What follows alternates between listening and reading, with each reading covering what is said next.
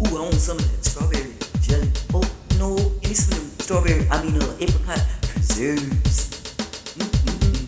I love biscuits. Biscuits and butter, with extra butter, with jelly or honey, and sometimes gravy too. Yes, I do. Oh, I love me some biscuits. Buttermilk biscuits.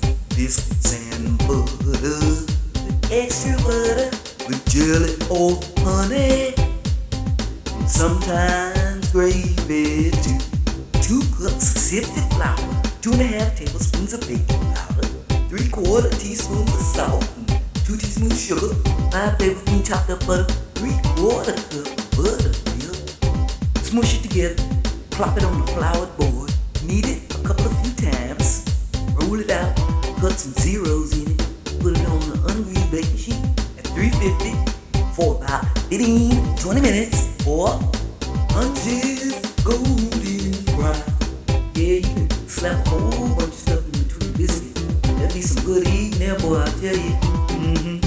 Oh, I love biscuits. Biscuits and butter, the extra butter, jelly or honey, and sometimes gravy too. Let me get a piece of that fried chicken breast with some syrup on it. Pass the biscuits. Goodness.